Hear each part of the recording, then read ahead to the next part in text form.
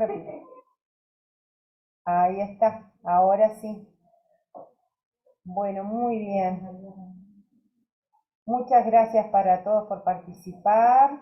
Vamos a dar continuidad a todo lo que es este cronograma de capacitación y en el día de hoy les agradecemos a Vanessa y a Lucía, que realmente, bueno, van a presentar lo que tiene que ver con toda la administración segura de fármacos en pediatría, pero sin duda que es aplicable a todos los sectores.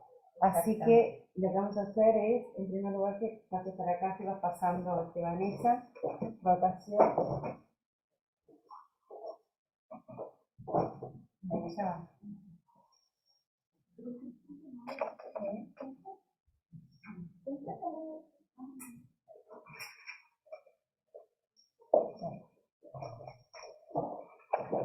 Bueno, buenas tardes. Mi nombre es Vanessa Suárez, soy licenciada en enfermería.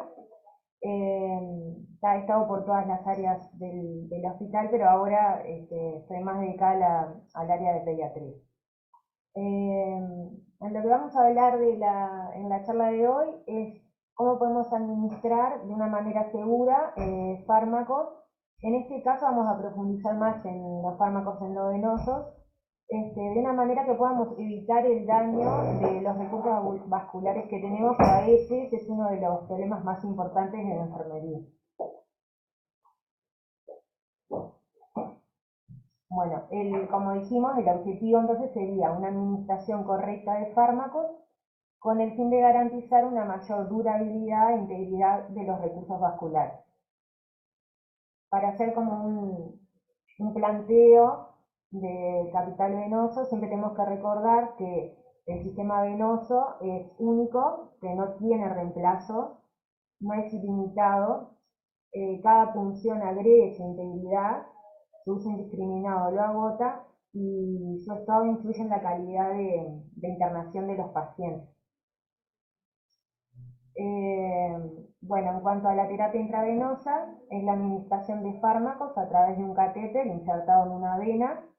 Esto lo que hace es permitir el acceso inmediato al torrente sanguíneo del fármaco administrado. Bueno, siempre recordar que a la hora de administrar los fármacos, siempre tenemos que fijarnos el nombre del paciente, identificarlo. Muchas veces el paciente, en el caso de adultos, si no está lúcido, siempre debería estar identificado correctamente con la pulserita en el brazo, o muchas veces es necesario, si tiene familiares, corroborar. Acá por suerte también tenemos identificación al pie de las camas, que también sirve, porque eso sirve un montón para evitar los errores en la administración de medicamentos. Bueno, siempre verificar que sea el paciente correcto, que esté administrando la medicación correcta, que sea la dosis correcta, el horario correcto, y por la vía adecuada, ¿no? Como para diferenciar bien dos tipos de fármacos que son más propensos a provocar la flebitis, bueno, los podemos caracterizar en fármacos vesicantes, que son aquellos fármacos que son capaces de producir necrosis y ulceración en los tejidos, como por ejemplo las drogas vasoactivas, adrenalina, noradrenalina. También pueden ser los electrolitos cuando los utilizamos en porcentajes elevados, concentrados, algunos contrastes, la mayoría de los antineoplásicos y también la nutrición parenteral que, por ejemplo, en las áreas cerradas se administra como de manera más elevada.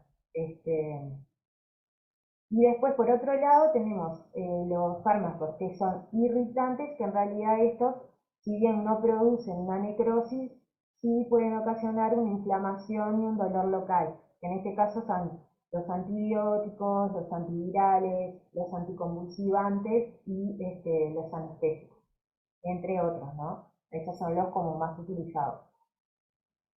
Bueno, acá agrego, ¿no? Sí, pero no me parece admitir.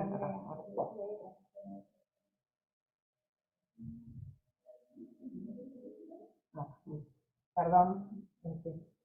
Bueno, otro de los factores que tenemos que considerar a la hora de administrar fármacos, que es como lo que más hay que tener en cuenta, son el pH, que este puede ser ácido o alcalino, y la osmolaridad del mismo. Por ejemplo, los valores normales en sangre de un pH están entre 7,35 y 7,45. Así que por lo tanto, si administramos una solución que tiene un pH menor de 7, estamos hablando de una solución ácida, y si administramos fármacos que tienen un pH mayor a 7,5, hablamos de una solución alcalina. Y también otra de las cosas que tenemos que considerar también, como dijimos antes, es la osmolaridad. La osmolaridad aproximada de la sangre es de 340 miliosmoles por litro. Entonces, por ejemplo, si yo administro una medicación que tiene una osmolaridad mayor de 500, estamos hablando que el riesgo de provocar una flebitis química va a ser muy alto. Después, cuando es entre 350 y 500 miliosmoles, va a tener un riesgo moderado, y por debajo de 350 el riesgo disminuye muchísimo. Siempre hay que, o sea, tener en claro que por ejemplo, en las soluciones, los sueros fisiológicos, todo tipo de sueros, algunas ampollas de medicación, siempre está la osmolaridad de la medicación en la etiqueta. Son muy pocas los fármacos que no cuentan con la osmolaridad en la ampolla, pero igual siempre cuando vamos a los insertos, eso tiene que estar especificado. Acá hay un dibujito que más o menos explica lo que pasa con las células en las diferentes soluciones. Por ejemplo, si yo tengo una solución isotónica, por un ejemplo de solución isotónica sería el suero fisiológico al 0,9, lo que pasa es que la osmolaridad celular y del medio extracelular o de la sustancia que rodea la célula es la misma. Entonces, la célula mantiene su forma y están en un equilibrio constante. ¿Ah? ¿Qué pasa cuando estoy en una solución hipotónica? Por un tema de presión osmótica, el agua tiende a entrar al lugar donde la concentración de moléculas está más elevada. Entonces, ¿qué pasa? La célula se empieza a llenar de agua, y lo que puede pasar muchas veces es que se rompa. Por ejemplo, un caso que pasa muchas veces es cuando por error se administra o se lava con agua destilada. ¿Qué pasa? Que hay mucha gente que no lo sabe y hace lavado Claro, todavía dicen, no hace mucho, chiquinas, que no tenemos un paciente grave. Lo que le vamos a pedir es el micrófono abierto. Entonces, Ahí está, le vamos a pedir que se silencie. Muchas gracias. Y lo que provoca esto es muchas veces hemólisis de glóbulos rojos. ¿Tá? En realidad, lo que nosotros hacemos para lavar una vía son pocas cantidades, pero igual de todas formas eso puede producir una hemólisis y una ruptura de la vena. Y después, lo que sí produce como mayor riesgo de flebitis es cuando utilizamos soluciones hipertónicas, que lo que pasa es, como dijimos antes, el agua siempre tiende a ir a donde hay mayor concentración. Entonces, en este caso el agua sale de la célula, como se ve acá en el dibujito, entonces la célula, la membrana empieza a quedar, y la célula finita, finita, y esto, ¿qué es lo que hace? Es que expone más la membrana basal del endotelio, y es lo que hace más propenso a que se formen las flebitis. Es como la explicación de por qué se producen las flebitis, ¿no? Bueno, acá es un logaritmo que se utiliza en España, que es de un programa que se planificó que se llama Zero Flebitis, y que lo que plantea son como diferentes formas de actuar según la farmacoterapia que se vaya a utilizar. Por ejemplo, en el caso de un paciente que requiere un tratamiento con una medicación donde la osmolaridad de infusión es menor de 500, tenemos como dos elecciones, por ejemplo. Puede ser, como la osmolaridad menor de 500 y el riesgo de flebitis es menor, bueno, una de las soluciones sería colocar un acceso periférico, o la otra opción sería que el paciente sea de un difícil acceso periférico y termine con la colocación de un catéter central. Si coloco, perdón, un acceso periférico, tengo también dos opciones. Siempre tengo que ver si la duración del tratamiento va a ser menor de 7 días o mayor de 7 días. Si la duración va a ser menor de 7 días, no voy a tener ningún inconveniente, puedo colocar perfectamente un periférico corto, o sea, un ABOCAS, y no tendría mayores inconvenientes. Siempre respetando obviamente de que luego de la medicación hay que lavar las vías, también previamente a la medicación verificar que la vía esté permeable, que tenga retorno, que no tenga enrojecimiento en la zona de la inserción. Eso siempre destacarlo, que es algo que enfermería tiene que hacer rutinariamente. Incluso si no usamos la vía en nuestro turno, lo ideal es que siempre corroboremos que esa vía tenga un correcto funcionamiento.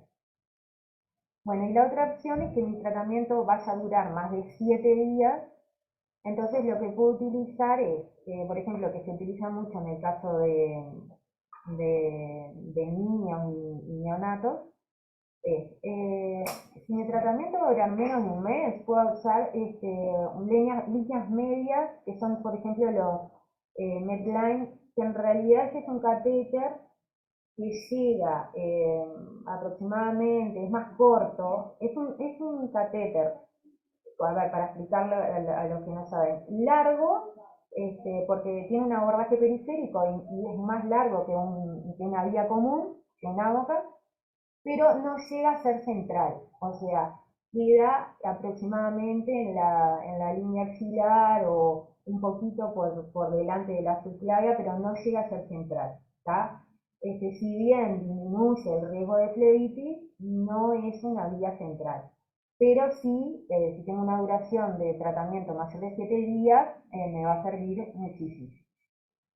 Y después, lo que sí tengo es, por ejemplo, los percutáneos, que eso también ya, si tengo un tratamiento mayor de un mes, que es lo que más utilizamos, por ejemplo, en el CTI neonatal y pediátrico, bueno, mayor de un mes, ahí sí, es un acceso venoso periférico, pero se utiliza como, o sea, tiene una función de vía central. Pero eso está, si hablamos de tratamientos mayores a 7 días. Y después la otra opción es, si yo tengo un tratamiento de farmacoterapia que va a durar mucho tiempo, y aparte, sobre todo esto, que la osmolaridad sea mayor de 500 o que sea un pH irritante, que yo sé que me va a producir flebitis, siempre la opción ideal es colocar un catéter central. Si mi tratamiento va a ser menor de un año, bueno, puedo colocar un percutáneo, y si mi duración va a ser mayor a un año, bueno, se pueden colocar catéteres más duraderos, como por ejemplo en el caso de pacientes oncológicos que se utilizan portacap.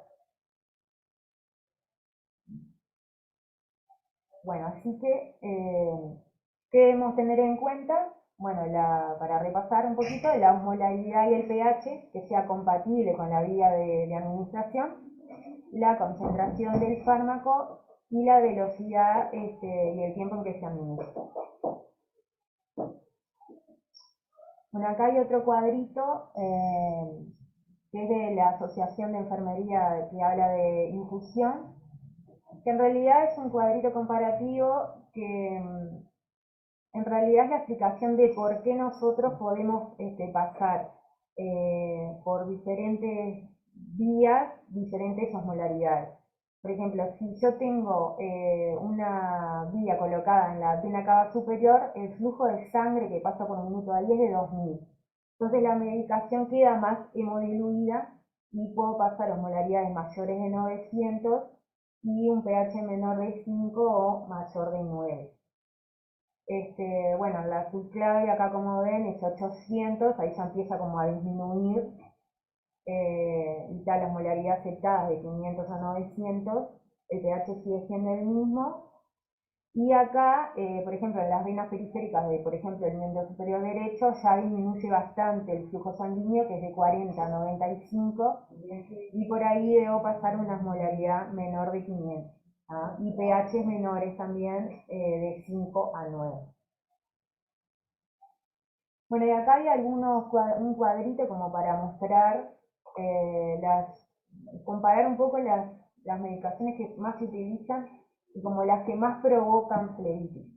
En el caso acá de drogas vasoactivas, eh, más bien se produce la flebitis por el tema del pH. Por ejemplo, la adrenalina tiene un pH de 2,8, o sea, es un pH bastante bajo. Lo mismo con la nora, que es un 3, dobuta 3,5, dopamina 2,5 y atropina. O sea, hay muchas más que estas, pero yo puse en este cuadrito estas porque creo que son las que más se utilizan. Siempre hay que remarcar algo que esto no significa que esto no se pueda administrar por vía periférica. Esto en un caso de emergencia extrema, por ejemplo un paro cardiorrespiratorio o algo que sea de emergencia, yo puedo utilizar una vía venosa periférica. Pero lo ideal, sobre todo cuando yo tengo que hacer infusiones continuas, o sea, porque yo puedo administrar una ampolla de adrenalina por una vía periférica, pero cuando yo ya voy a utilizarla como un fármaco de mantención, o sea, poner infusión continua, lo ideal es que no se extienda más de 2 horas la administración por esa vía periférica. O sea, lo ideal es que se trate de colocar una vía venosa central, ya sea por parte de médica o en el caso a veces más bien de los neonatales o pediátricos, que se colocan los catéteres periféricos de abordaje, perdón, centrales de abordaje periférico. Siempre tener en cuenta eso. En el caso de la emergencia, yo administro por una periférica, si no tengo otra opción, obviamente, pero a la brevedad voy a tratar de buscar una vía venosa que sea central para las infusiones continuas.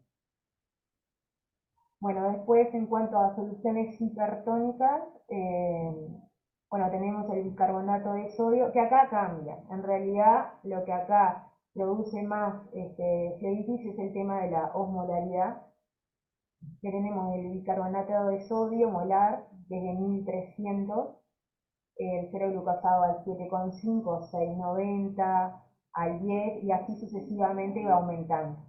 El 30% tiene 1665 de osmolaridad, que es muchísimo más de... Bueno, y acá tenemos algunos antibióticos y antivirales que, también producen flebitis, pero volvemos a la parte del pH en realidad, que tenemos las drogas más utilizadas, por ejemplo, la vancomicina, la ciprofloxacina. La vancomicina de hecho tiene un pH de 2,4, o sea, es muy recurrente que produzca flebitis. Y no se diluye en concentraciones adecuadas, ¿no? Siempre remarcar que en cuanto a medicación, antibióticos, antivirales, e incluso analgésicos, si yo hago una dilución correcta con con una concentración correcta, el riesgo de flebitis también disminuye. Y el tiempo de infusión. Que el tiempo de infusión también hay que ver y siempre hay que valorarlo. Porque ¿qué pasa? Si yo estoy infundiendo una medicación que tiene un pH muy ácido, por ejemplo una irritante o una vesicante, ¿no? En un tiempo muy lento, lo que puede pasar muchas veces es que como se infunde muy lentamente, a veces demoro más en darme cuenta de que hay una extravasación o que hay una flebitis. Por eso siempre es importante eso, que que se verifique que la vía esté permeable, que no haya enrojecimiento en la zona, que no esté endurecida la zona, porque puede pasar a veces que pasa más de un turno y esa vía ya está infiltrada, pero en realidad No, ponerle esto para la abajo para después era taparlo. tan Sí, lenta como que no se reconocía.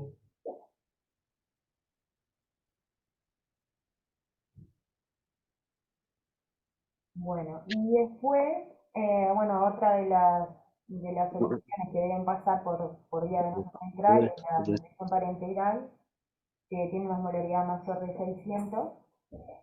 Y bueno, y otros tipos de drogas como la fenitoína, que tiene un pH alcalino en realidad de 10 a 12, el fenobarbital, que tiene un pH de 8,5 y puede llegar a 10,5, y la aminofilina. Entre estos yo puse los más destacados, que es como lo que más se utiliza. Pero existen unas tablitas que tienen todos los pHs y todas las molaridades de las medicaciones, que si quieren después se las puedo compartir o las dejo en los sectores para que lo vean. Bueno, y por último, nada, recalcar que las lesiones por infiltración o extravasación se pueden evitar con una técnica adecuada de inserción del acceso venoso y medidas preventivas, que como decíamos antes, un reconocimiento oportuno y un tratamiento adecuado puede prevenir el desarrollo del daño tisular, que es lo que en realidad siempre tratamos de evitar en el paciente. Bueno, por acá. Eso. Muy bien, muchas gracias. Muchas gracias, Vanessa. ¿Alguien tiene alguna consulta sobre esto? Sobre esta presentación de Vanessa.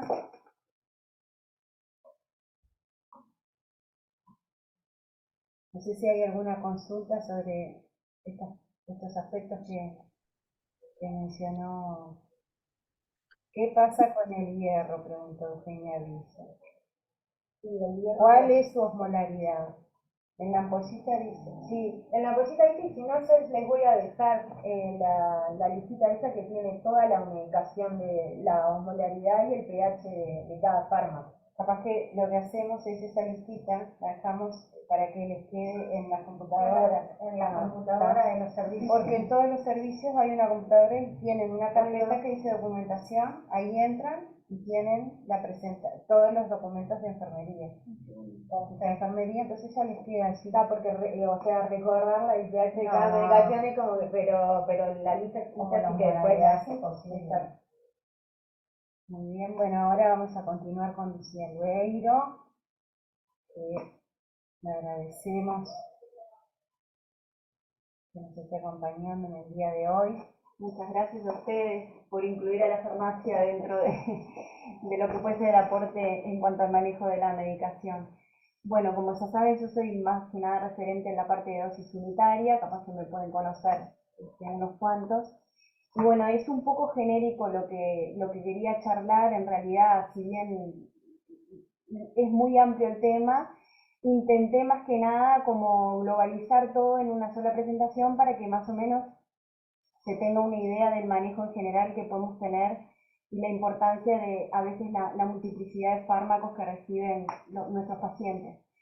En primer lugar, entender que es una interacción farmacológica y en esto es la acción que hace un fármaco sobre otro, de manera que van a haber cambios eventualmente en la administración múltiple, que pueden ser de índole cuantitativa, es decir, que se modifique la cantidad de fármaco presente en plasma o en el sitio, y por lo tanto en el sitio de acción, y también pueden haber cambios sí o no, no sé por qué, desde el punto de vista cualitativo, o sea, en cuanto a la calidad, digamos, y en ese andar vamos a tener variación a la respuesta farmacológica o aumento o disminución a la respuesta o eventualmente la aparición de un evento adverso, un efecto adverso. Nosotros siempre manejamos el concepto de interacción como algo nocivo, pero en realidad no siempre las interacciones son nocivas. A veces las interacciones queremos que existan. Por ejemplo, la asociación de un antihipertensivo con un diurético. En eso hay un objetivo terapéutico y queremos que así sea. y otras veces son desfavorables para el paciente. Entonces, la idea está en poder ver cuáles nos sirven a favor y cuáles pueden estar perjudicando la evolución clínica de ese paciente. Las favorables son sinérgicas, o sea, normalmente tenemos el aumento del efecto de uno o de ambos fármacos. Puede ser por sumación del efecto, como por ejemplo la asociación de reguladores de la glicemia o antihipertensivos, como les comenté con diuréticos, o a veces queremos que se potencie el efecto. Por ejemplo, la asociación de los antibióticos beta-lactámicos con beta-lactamasa. O sea, queremos permitirle al antibiótico que entre sin que sea agredido por la bacteria, por el mecanismo de resistencia de la bacteria. Entonces yo les puse un poco genérico ejemplos de sinergismo desfavorables y favorables para que más o menos se tenga una idea. A modo de ejemplo, los antihistamínicos con benzodiazepina sabemos que incrementa la sedación. Entonces, a veces la sedación en un paciente añoso puede repercutir hasta en su levantada matutina, ¿no? Que se caiga, riesgo de caídas, etc. O, por ejemplo, la asociación de anticoagulantes orales con ácido acetilsalicílico o AINES, ¿no? Los antiinflamatorios no esteroideos, el aumento de riesgo de hemorragia. Bueno, hipoglucemiantes con beta bloqueantes por el riesgo de hipoglicemias y bueno, y los IECA con diuréticos ahorradores de potasio, por ejemplo, eso puede aumentar el riesgo de hiperpotasemia, que sabemos que el aumento de potasio, si bien es bueno el potasio, el aumento puede ser contraproducente, por ejemplo, para la función cardíaca, ¿no? Si tenemos un paciente con una arritmia, le estamos complicando el asunto. Entonces, dentro del punto de vista de lo que es la interacción de fármacos, nos van a importar tres puntos. Uno es lo farmacéutico, otro farmacodinámicas y las interacciones farmacocinéticas que más o menos les voy a comentar uno por uno y les voy a brindar algún ejemplo. Desde el punto de vista de las interacciones farmacéuticas son las incompatibilidades físico-químicas, o sea, que se presentan antes que el fármaco entre al organismo. O sea, mezclar un suero o un principio activo o varios principios activos en una bolsa de suero. A veces queremos la practicidad y eso nos lleva a querer administrar rápidas las cosas, pero a veces eso no es viable, por ejemplo. Porque sabemos que hay una interacción antes de la entrada al organismo. O sea, ya si de pique estamos anulando el efecto de uno o de otro, no vamos a lograr el efecto en el paciente. Por ejemplo, un caso bastante capaz que conocido por ustedes es la fenitoína en suero glucosado. La fenitoína en suero glucosado cristaliza. Entonces, se diluye exclusivamente el suero fisiológico y se logra una concentración de 1 a 10 más o menos miligramos por mililitro, porque la realidad es que la fenitoína en glucosado tapa las tubuladuras y no está entrando nada. Entonces, en una crisis convulsiva no puedo estar, que eso sea un impedimento para justamente resolver el problema clínico que se presenta en ese momento. Después, desde el punto de vista farmacodinámico, nosotros tenemos en este caso que son modificaciones que van a experimentar los fármacos siempre cuando están actuando sobre una misma vía metabólica, o sea, sobre el mismo sistema fisiológico, o cuando la interacción se da a nivel de receptor, o sea, en el órgano efector. Como consecuencia, voy a tener a veces antagonismos, o sea, que un fármaco administrado antagoniza el efecto de otro, o, de lo contrario, potenciación del efecto, o sea, que los dos generen un aumento de la respuesta. De hecho, yo les puse, porque cuando hay interacción en un mismo receptor, no siempre tiene que ser un efecto aditivo o antagónico, también puede ser competitivo. Y ahí depende de la afinidad desde el punto de vista químico, y eso es química pura, o sea, es el enlace químico que se establece entre el principio activo y el receptor, que normalmente son receptores de índole proteica, asociado a proteína G y demás, eso no me voy a extender, pero esa interacción hace que uno a veces tenga más afinidad que el otro y por lo tanto, compitiendo, gane uno u otro dependiendo de un montón de factores que no vamos a tratar acá, pero se deben de definir de acuerdo al paciente, ¿no? Y de la politerapia que está recibiendo. Después, a nivel de modificaciones o interacciones a nivel del mismo sistema fisiológico ocurre con los antibióticos aminoglucósidos y la furosemida.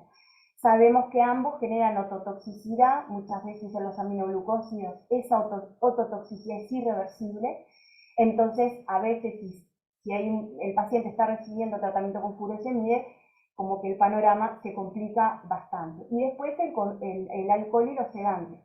Sabemos que ambos son depresores del sistema nervioso central y por lo tanto, en ese caso, intervienen en el mismo sistema fisiológico, digamos. Acá también les puse una tabla con ejemplos de sinergismo, ¿tá?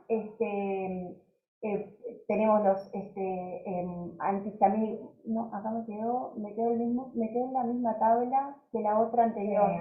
Sí, o fui para atrás, no sé qué hice. Acá, disminución del efecto acá, ahora sí.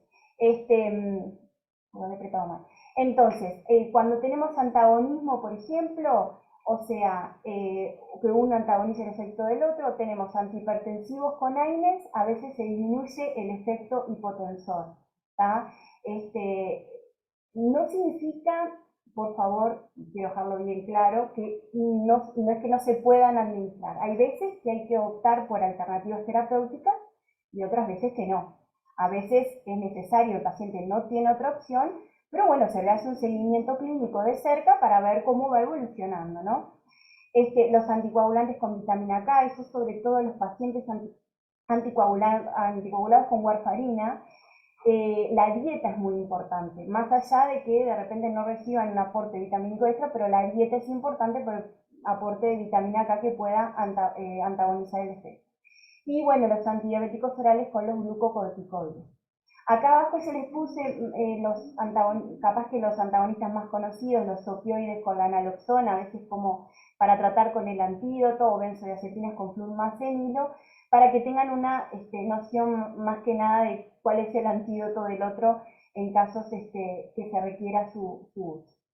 Y después, por último, tenemos un tercer pilar que también influye en lo que es la interacción, que son las interacciones farmacocinéticas, es decir, las modificaciones que va experimentando, digamos, la acción de dos fármacos cuando pasan juntos por el organismo.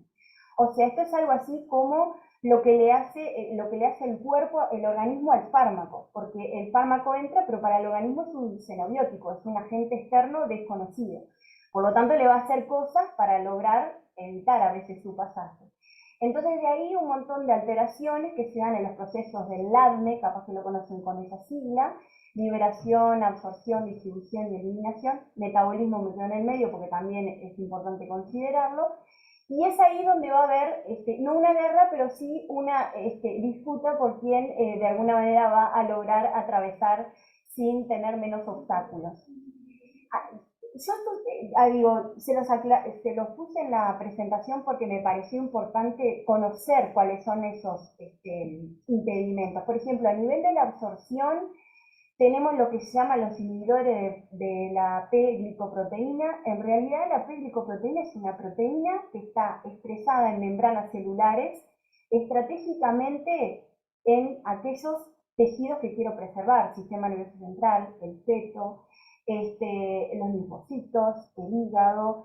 Es decir, sabemos que yo no quiero que entre nada tan fácil a esos tejidos. Entonces la P-glicoproteína es una proteína de flujo, saca para afuera, recibe y saca, y de esa manera no permite entrar. Por eso tenemos que ver que no haya interacción a ese nivel.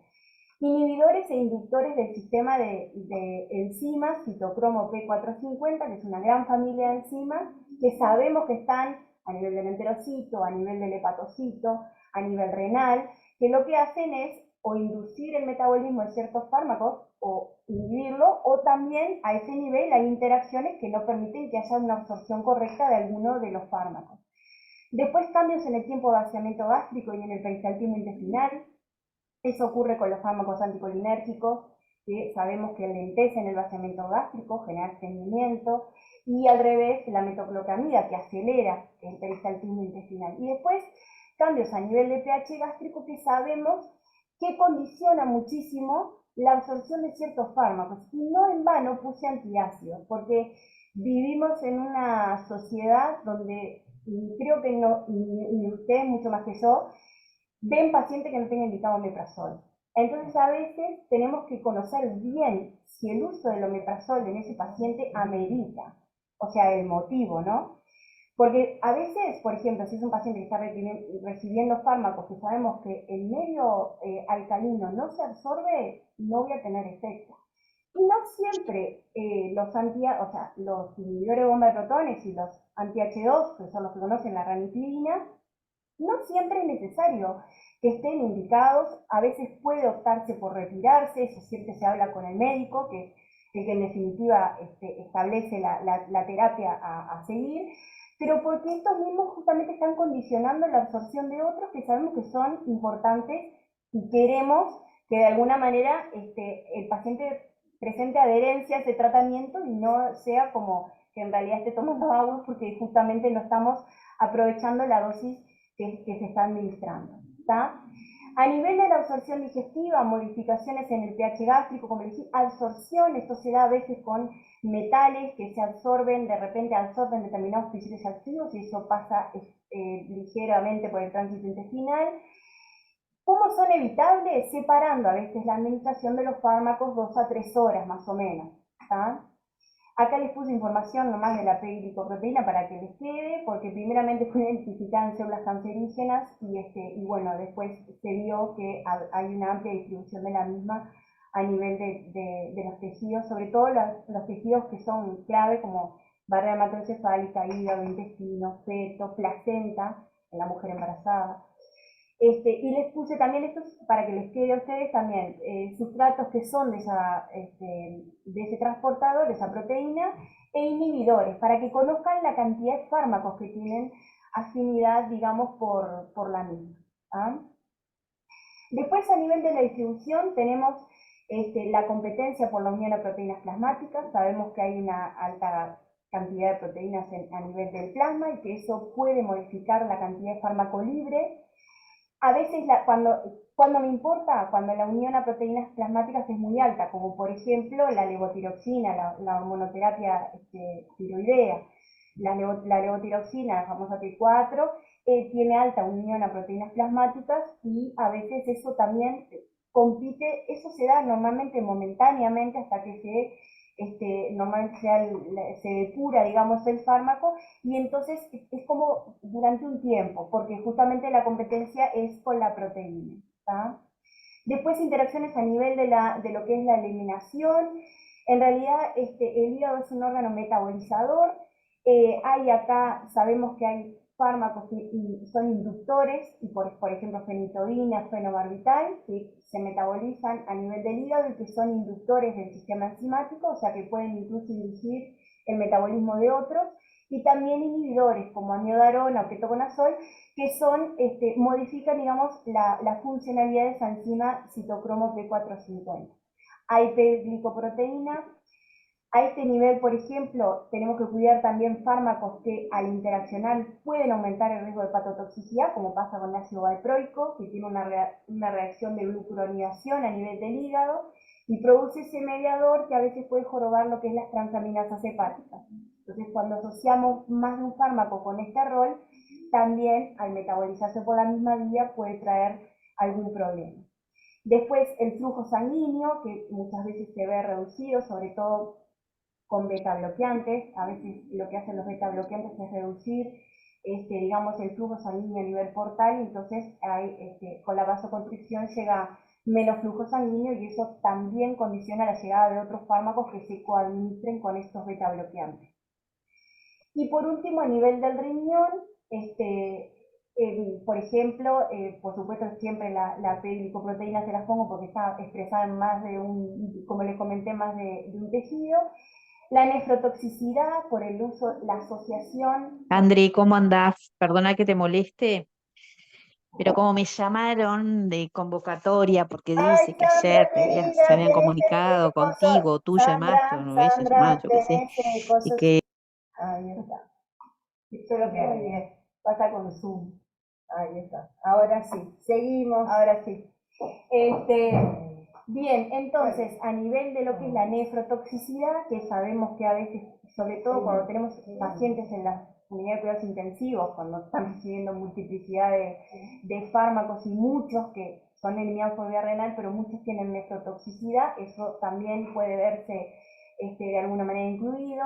A nivel de lo que es la secreción tubular, compitiendo fármacos que son ácidos y bases por el mismo transportador, y lo que es la reabsorción, digamos a nivel renal. Sobre todo acá también entra el mismo tema, el pH urinario. Sabemos, por ejemplo, el metotrexate es un fármaco bastante ácido, es un principio activo ácido, que sabemos que para veces en los tratamientos, para lograr la eliminación, se hace un aumento del pH urinario justamente para favorecer la excreción. Esto es lo que se llama la alcalinización de la orina, que creo que se hace con bicarbonato, que ustedes saben mucho más que yo, pero creo que es lo que en realidad favorece la salida del metotrexato. Esto solamente para que conozcan el porqué de la inducción y la inhibición enzimática. Siempre en la inducción el fármaco es biotransformado más rápidamente y en la inhibición el fármaco es biotransformado más lentamente. De ahí que les puse un esquema para que entendieran más o menos el resultado del fármaco afectado. Por ejemplo, si es un fármaco inductor y tiene metabolitos activos, va a aumentar el efecto, porque estoy asociando dos, donde uno está aumentando de alguna manera el metabolismo del otro. Entonces, si tiene metabolitos activos, estamos en problemas, o sea, aumenta el efecto. Pero al revés sería si produce metabolitos inactivos, estaríamos reduciendo el efecto. Al revés ocurre con lo que es un fármaco inhibidor. Y yo acá les puse ejemplos de inducción enzimática e inhibición. Por ejemplo, la rifampicina es un inductor enzimático de los anticonceptivos orales, entonces puede que haya una pérdida de la eficacia anticonceptiva. Y a modo de ejemplo, un inhibidor, por ejemplo, la ciprofloxacina, la claritro, que son inhibidores enzimáticos a veces potentes, sobre todo, y uno de los fármacos afectados son los anticoagulantes orales. Ahí hay riesgo de hemorragia, aumenta el efecto anticoagulante. Acá les puse también más efectos de inhibidores e inductores. Solamente para, a modo de informativo, siempre ancianos, pacientes polimedicados y los niños, pacientes pediátricos, que no está ahí, pero es sumamente importante, sobre todo neonatos y los pretérminos, y son los más susceptibles a este tipo de interacciones. Cuando estamos con la administración por vía oral, siempre se conviene alejar las tomas cuando hay interacción inminente. Siempre es deseable que los medicamentos se tomen con agua, evitar leche, jugos, café, cualquier cosa que pueda estar afectando la absorción, más cuando hay desconocimiento. Y a veces en lo que es la administración parenteral, se recomienda lavar las vías, sobre todo cuando hay precipitación o en algún tipo de suero, siempre lavar la vía previa a la administración de otro fármaco. Después, respecto a la administración y la interacción medicamentos y alimentos, solamente muy poco para que conozcan, es algo muy amplio, pero es para que les puse ejemplos puntuales para que vean la importancia. Por ejemplo, lo que es la ciprofloxacina administrada con los lácteos no se pueden asociar porque el calcio de la leche forma un complejo con las quinolonas en general y no permiten, dije ciprofloxacina por justo el ejemplo con la cipro que puse, pero forman un complejo que no permiten que se absorba bien el antibiótico. Las tres gráficas, yo no sé si ustedes pueden verlo, la de arriba es cuando las quinolonas, en este caso ciprofloxacina, se administra con agua, la absorción es mucho mejor que cuando se administra con leche o con yogur. Vieron cómo decae la absorción de la misma, ¿no? Por ejemplo, el alprazolam con jugo de pomelo, las estatinas con jugo de pomelo, la fexofenadina con jugo de pomelo.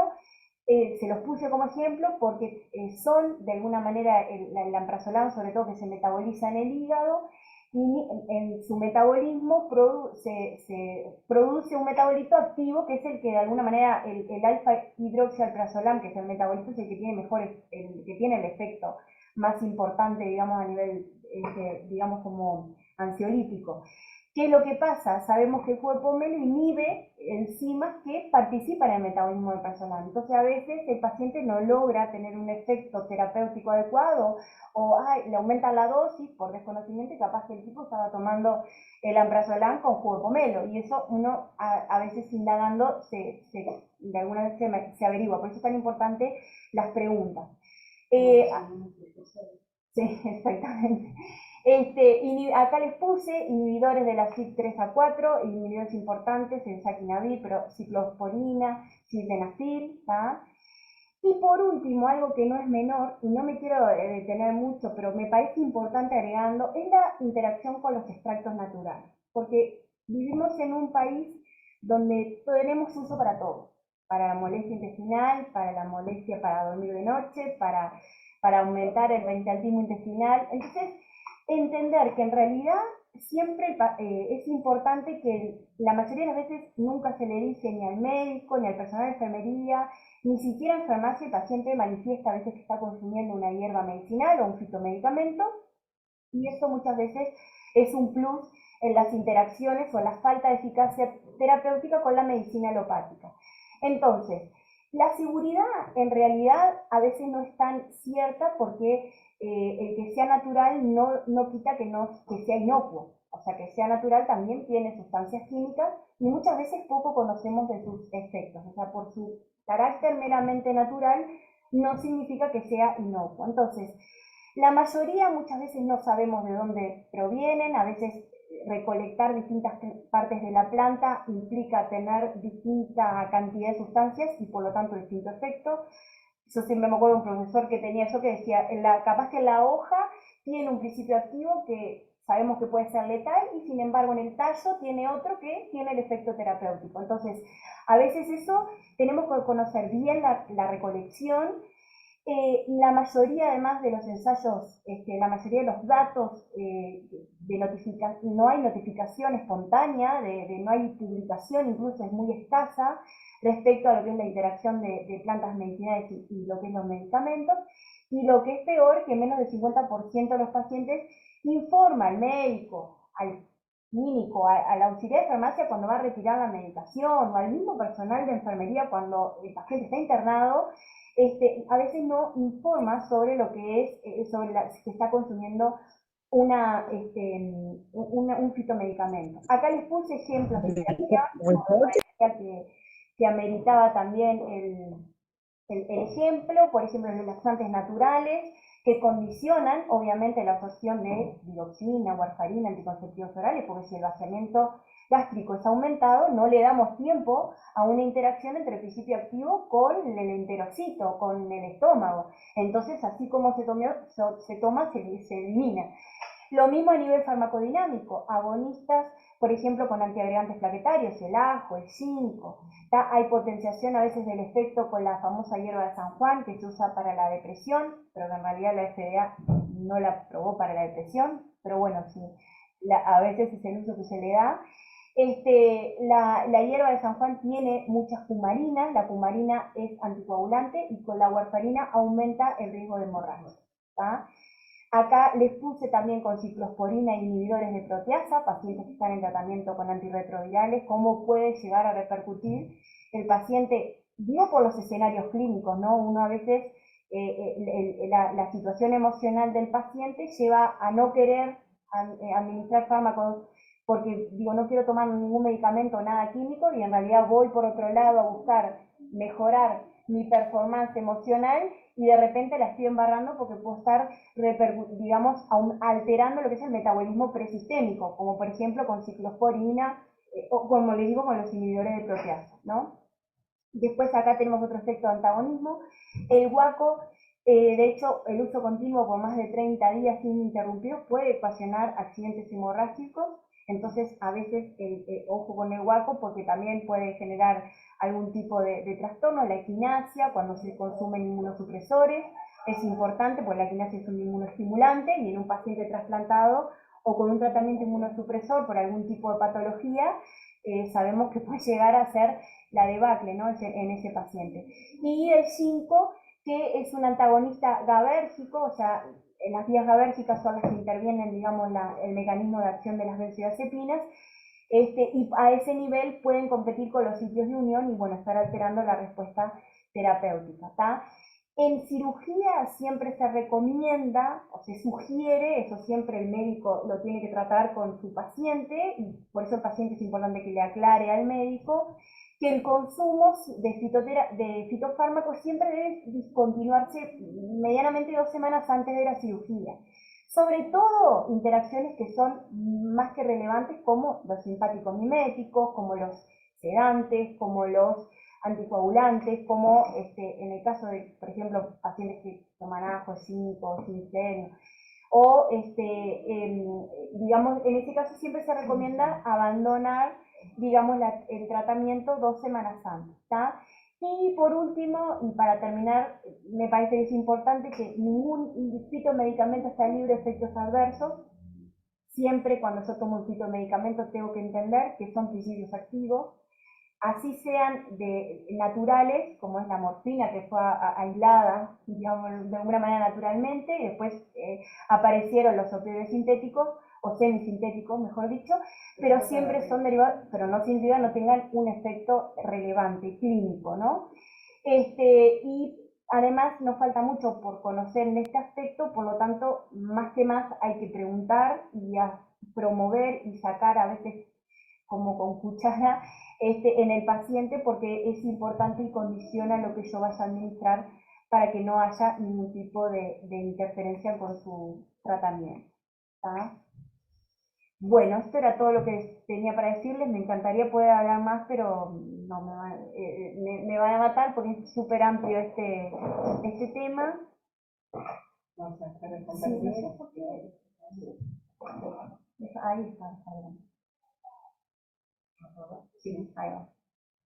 Bien.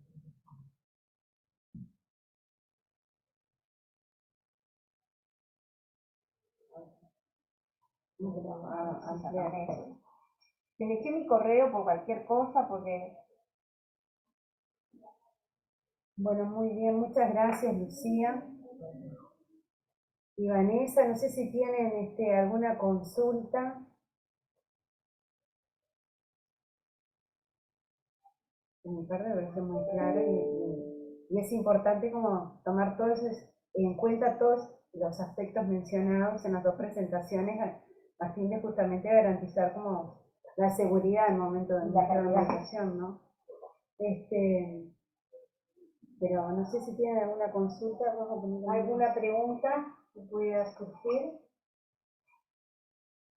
Muchas gracias, ahí puso que fuimos bastante claras, qué suerte. Bueno, muchas gracias, Sandra. Hola, ¿cómo están? ¿Cómo estás? Nosotras tenemos una preguntita acá, porque bueno, es un tema que en realidad no se habla, o sea, súper agradecidas de la clase que dieron con el tema de la osmolaridad, que algunas ampollas sí lo dice de medicación y otras no. Sí, es verdad. Hay Es cosas que no lo dicen. especial. Por eso yo hoy decía que igual en los insertos, claro, lo que pasa es que a veces nos llegan las ampollas, es verdad, a enfermería, nosotros no contamos con los insertos que vienen en las cajas. Pero en los farmanuarios o incluso hoy en día en Google, buscas en el padecimiento, te dice la molaridad de cada medicamento. Buenísimo. No, nunca había prestado atención en realidad a eso, y por ejemplo las de gluconato de calcio, magnesio que tenemos acá en la maternidad, sí, pero la atropina y eso no lo tiene. Bueno, muchas gracias de parte nuestra. No, por favor. Bueno, muy bien. No, creo que es oportuno todo, ¿no? Estos aspectos que se mencionan. Una para que, bueno, el usuario reciba la dosis adecuada y otra para justamente disminuir una lesión como puede ser justamente una flebitis, ¿no? Que para nosotros es un evento adverso también, ¿no? Entonces, tomar la decisión correcta ante la colocación de vías en cuanto a lo que hablamos, dependiendo de cuál va a ser el tratamiento, porque a veces ponemos una vía, se pierde, ponemos otra, se pierde, capaz que está bueno de uno, según el tratamiento, poner la mejor vía para evitar todas las lesiones que le hacemos al paciente.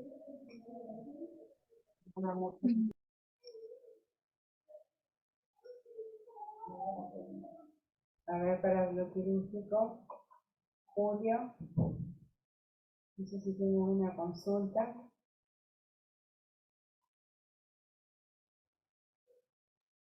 Buenas tardes. No, el tema de las periféricas para bloque quirúrgico, que muchas veces van con 22 puestas los pacientes y por lo menos pedimos que vayan con un 20 y en caso que sean de difícil punción, que vayan sin vía. Porque un 22 a veces en el apuro a nosotros no nos sirve. Eh, En realidad, está bien lo que dice el compañero, porque ellos, el riesgo que ustedes tienen en bloque quirúrgico es que tengan que pasar mucho volumen en poco tiempo. exacto. Justamente dada la condición de fragilidad y vulnerabilidad que puede tener en el momento el paciente. Lo que sí es Y nos, importante es tener una buena vía. Entonces, es co- Claro. En el caso de los niños, Julio, a veces se nos hace un poco difícil poner más no, el niño sí, sí, sí. o por lo El- general los mandamos con una vía central o un percutáneo, pero en adultos tengo, sí, es real, más bien una vía de buena calibre. y no ponerlas en los pliegues, preferentemente de mano hacia arriba, porque muchas veces van en los pliegues o un poquito hacia arriba y perdemos acceso también en la parte de las venas hacia abajo. Y hemos tenido a veces algún inconveniente ahí. Ahí está, perfecto. Muchas gracias. Gracias a usted. Interesante, la verdad, y que después quería saber, esta información que se dio hoy en la clase, eso, ¿yo tengo acceso a verlo en algún lugar? Todas las actividades de capacitación quedan guardadas en la página de YouTube institucional. Entonces Perfecto. ustedes Muchas después gracias. entran a la página de YouTube y tienen la todas que las quieran. clases. Muchas gracias. Por De nada. nada. Por favor. Bueno, muy bien. Bueno, les agradecemos a todos la participación y a los expositores. Gracias a ustedes. Y bueno, nos vemos ahora. La próxima capacitación que tenemos es el 4 de octubre. ¿Estamos? Así que bueno, por el mismo canal nos vemos. Gracias. Bueno, muchas gracias a muy todos. Que amable. pasen Muchas muy bien. gracias. Chao, gracias. Chau, chau, a las órdenes.